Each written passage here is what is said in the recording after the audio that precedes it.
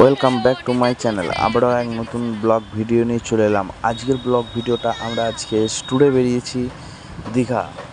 তো আমাদের সাথে বহুজন আছে, আমরা 9জন মিলে আজকে চললাম দীঘা। চলো দেখে নাও, তাদের মধ্যে মেয়েদের টিমটা এটা। তো এখানে একজন নেই, ও এখনও পেছনে আসছে, ও এখন এসে পৌঁছাতে পারেনি, এলে হয়তো একসঙ্গে হয়ে যাব। বাট ওনার মেয়েটা চলে এসছে আমাদের সাথে।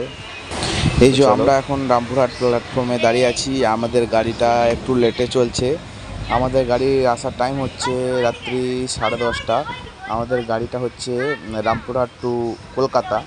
ডাইরেক্ট আমরা কলকাতা গাড়ি করে নিয়েছি, যেহেতু আমাদের লেডিস্ট আছে, ওই জন্য আমরা কেটে যাওয়া যাবে না। আমাদের রিজার্ভেশন চাই, রাত হয়েছে, বুঝতেই পারছো, রিজার্ভেশন না হলে হবে না। তো আমরা ট্রেনে উঠে পড়েছি অলরেডি।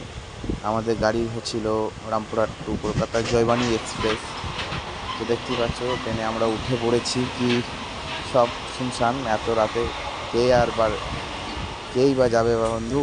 তো আমরাই আছি।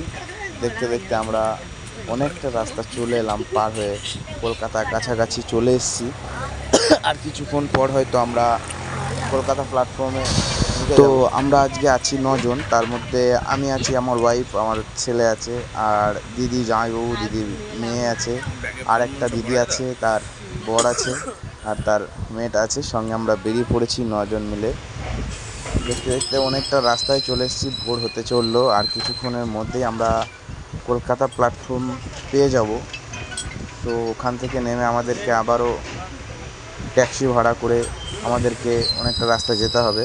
তো চলো ফার্স্টে দেখাই তোমাদেরকে। প্ল্যাটফর্মে নেমে আমরা আবারও বার দিকে চললাম, যেহেতু আমাদেরকে এখান থেকে হাওড়া প্ল্যাটফর্ম। দেখো সব কি আনন্দের মধ্যে রয়েছে, চলো দেখো।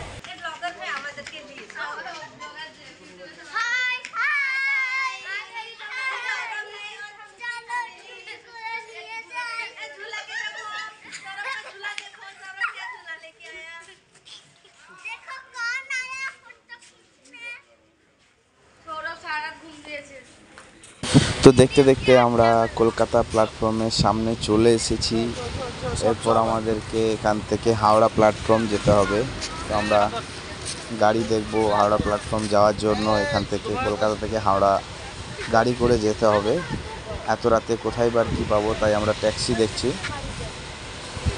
এখানকার দাদাদের ব্যবহার ঠিক মতো পাওয়া যায় না, তো তোমরাও একটু সাবধানে চলাফেরা করবে, ব্যবহার ঠিক হয়ে যাবে, ঠিক মতো নাও পেতে পারো। তাই বলবো যে একটু সাবধানে চলবে। এখান থেকে গাড়ি ভাড়া প্রচুর রেট বলে এরা, ঠিক আছে? তো তোমরা যদি রেট ঠিক মতো না করে নাও, প্রচুর প্রবলেমে পড়বে। তো এখান থেকে আমরা গাড়িটা দেখে নিই, চলো দেখতে থাকো।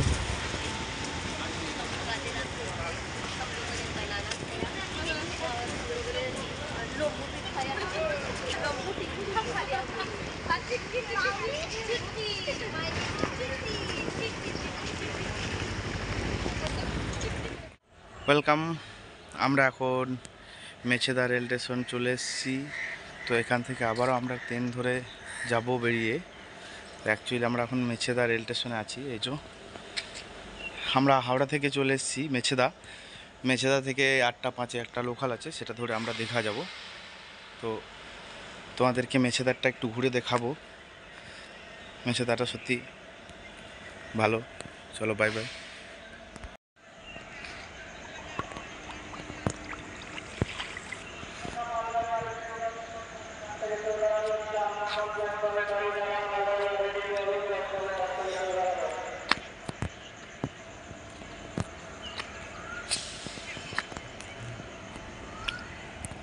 ফাইনালি আমরা দীঘা এসে পৌঁছালাম।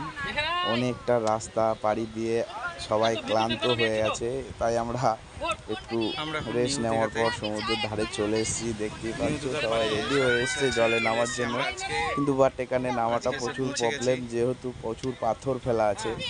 তো ওরা কথা শুনবেই না, ওরা যাবেই নামতে, ঠিক আছে? তো ওরা নামতে যাচ্ছে, যাক চলো দেখো, আমি তোমাদেরকে দেখাই ওরা কি কষ্ট করে নামছে। তো দেখতেই পাচ্ছ, এই যে আমার দিদি সামনে যায়, এটা একটা দিদি, ওই যে তার বর তার মেয়েকে নিয়ে একটু এগিয়ে গেছে।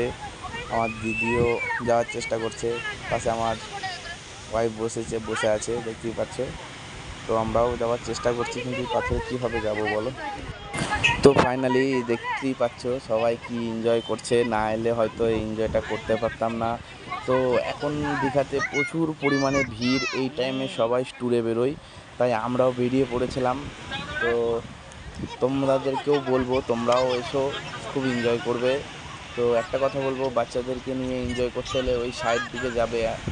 আমরা যেহেতু পরে গিয়েছিলাম বলে বুঝতে পারলাম, তাই আমি ভিডিওতেও তোমাদেরকে বলে দিলাম। তো এইদিকে বাচ্চাদেরকে নিয়ে এনজয় করা খুব কষ্ট, পাথর যেহেতু এরা জলে নামতেও পারছে না, কিছু করতে পারছে না, তাই বলবো ওই সাইড দিকে যাবে, একটু দেখবে চেষ্টা করে কোথায় বালির চর রয়েছে, সেখানে গিয়ে বাচ্চাদেরকে নিয়ে বসে প্রচুর এনজয় করে। আমার বউ তো ভিডিও শ্যুট করতে ব্যস্ত, তো দেখতেই পাচ্ছ আমার ছেলেটাকে নিয়ে আমি বসে আছি, ভিডিও করছি, কি করব, বাচ্চা ছেলে তো কোলে করে পাথরে নিয়ে যেতে একটু ভয় লাগছে। তো আমি একটাই কথা বলবো, তোমরা সবাই এখানে ঘুরতে এসো, বাচ্চাদেরকে নিয়ে সাবধানে থাকবে। যদি ভিডিওটা ভালো লাগে তাহলে পাশে থেকেও সাপোর্ট করো। চলো, বাই বাই।